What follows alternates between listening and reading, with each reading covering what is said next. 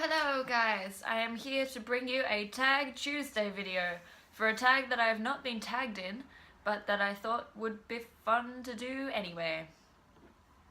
And because I'm filming this all at the same time, I still have a lot of tea to drink.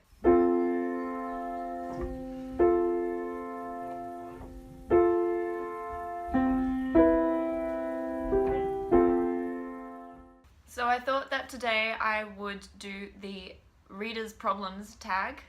Is that what it's called? Reader Problems? Yeah, Reader Problems tag. Because they say that you can learn a lot about a person's character by how they handle adversity and challenges. So I feel like you guys can learn a lot about me as a reader through how I handle my reader problems. You have 20,000 books on your TBR list. How on earth do you decide what to read next? Oh god, I have so many books to choose from. So I try and keep like a mix of books that I've had on my TBR list for a really long time in combination with books that haven't been on there for as long. And that's mainly just an attempt at kind of keeping myself excited about reading. I think if there's a book that I've got really excited about and I've only just added to my list, I'm more likely to keep that momentum of reading going with that book. So I'll try and slot that in with some books that have been there for a while that I think are important and kind of create just a mix.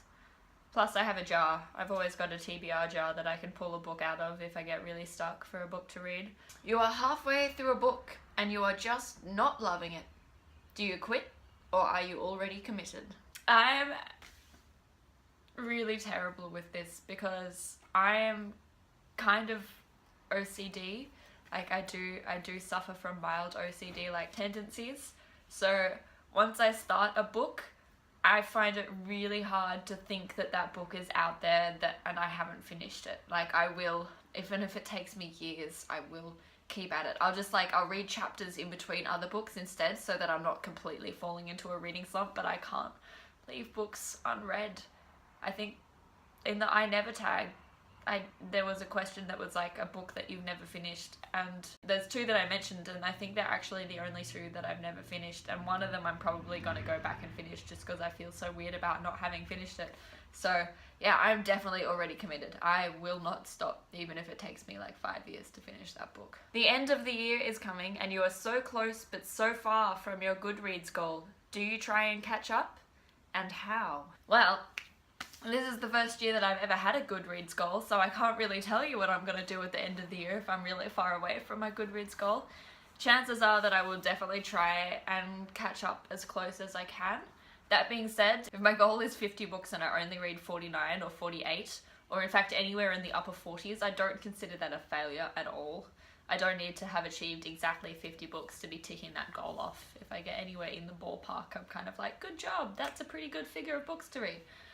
But thankfully, as you guys know, one of my goals this year is to kind of broaden my reading horizons. I seem to be saying that phrase a lot. And in that, of course, includes reading more poetry and plays and short stories, which are generally quick reads. So I'll probably use them to up my reading count towards the end of the year if I seem to be struggling a lot to get up to the number that I really want to. But let's see what happens. The covers of a series you love do not match. How do you cope? Guys, this is the worst. Remember what I said literally like a minute ago about having OCD-like tendencies? Yeah, I really, really don't like it when the series of my book don't match. That's why I'm secretly kind of happy that the person I lent my Philosopher's Stone copy to never gave it back, because it didn't match the rest of the series. And even though it is the one that I had from mostly childhood, I'm kind of glad that I actually get to get one now that matches the rest of the books, because You're reading a book and you're about to start crying in public. How do you deal? How do you deal? I cry very easily. Let's just say that from the start. I get very over-emotional about most things, so there's no point trying to hold it in. I'm just gonna cry. I will sit there and bawl my eyes out if I have to. In fact, I know that I have. I think once I was on a train and I was reading the end of a book that honestly wasn't a particularly great book. I don't think I even own it anymore. It was called The Mists of Avalon. It was like based around the legend of King Arthur and stuff, but told from the women's perspective from memory.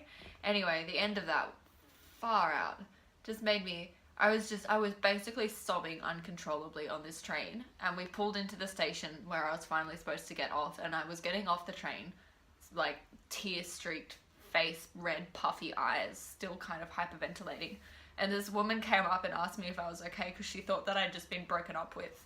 Like, that's how much I was just like, I was completely sobbing. She was like, "Are you okay? Did someone hurt you?" And I was like, "No, just these people in this book were really sad." So I'm a crier. The sequel of a book that you love just came out and you've forgotten a lot of the prior novel. What do you do? It is very rare that I actually forget what happened in a novel. I don't know. I've been told that I have a very good memory, and it's very rare that I'll actually read a book and not remember. I'll definitely remember the basic plot. I'll definitely remember even possibly a more in-depth version of the plot. I might forget some details here and there, but I don't know. I don't really remember many times when this has been an issue for me.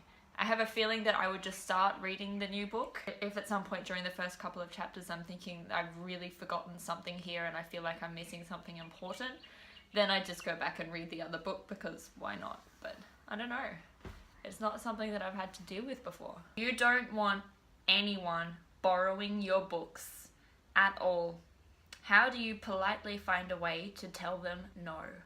This is another question that's kind of irrelevant to me because I really want people to borrow my books. That's one of my favourite things about being a book reader, is being able to recommend and lend out books to people. Obviously, I have lent out books that haven't come back in the past, and nowadays, actually, I think that with the apps and things out there, which I get to talk about soon with my new apps and stuff, it's a lot easier to keep track of who has your books and remind them if they never give it back.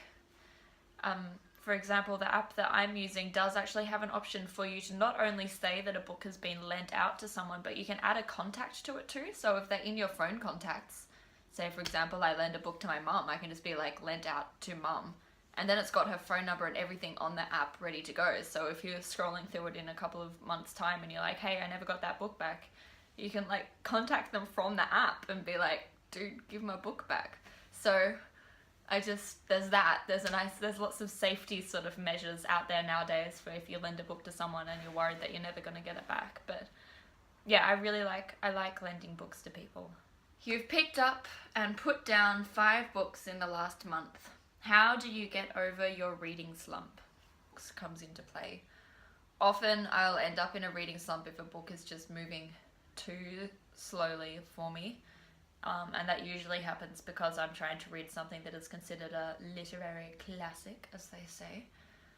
So I would probably try and intersperse a book that I was struggling with a book that is more fast-paced, that I know is really, really going to sort of draw me in and get me really involved in the plotline. Especially if the book that I sort of have been slumped by is a book that is a literary classic where it doesn't really matter that you've only read a couple of chapters at a time because it's moving so slowly.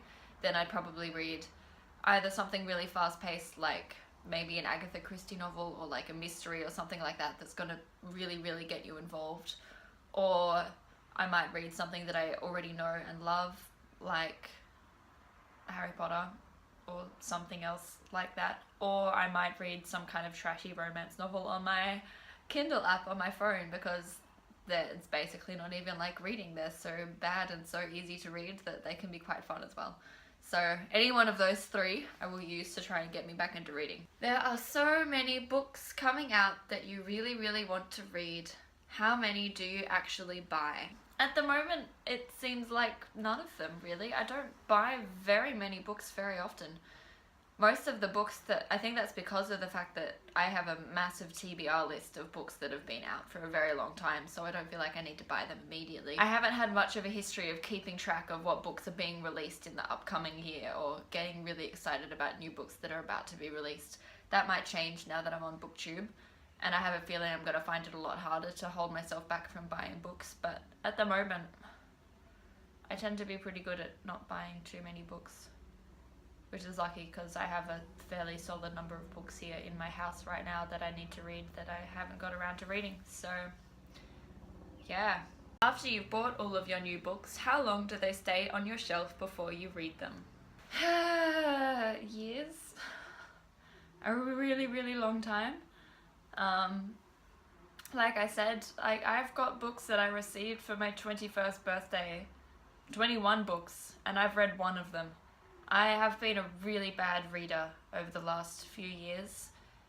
Obviously, that's why I'm here now trying to start a booktube account, is because I was so bad at actually reading, even though I wanted to read all of these books. So at the moment, the record is like 3 or 4 years.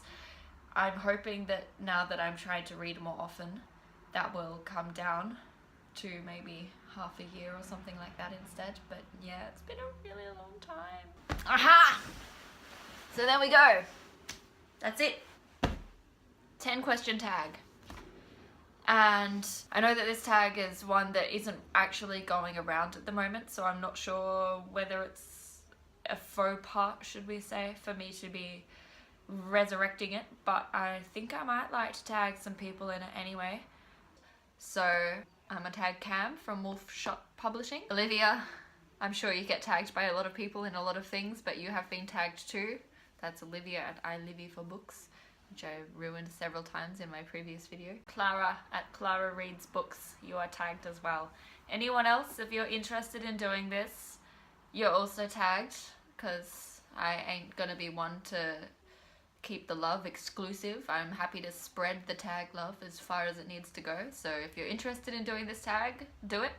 If you do this tag, post your link below in the comments, because I'd really love to have a look at everything else that has been done. And I hate to risk missing out on someone's tag video because I didn't spot it in my subscription feed. So post a link below and let me know that you've done it if you do it. It's quite fun. So enjoy, guys. Enjoy. I'm still going on my tea.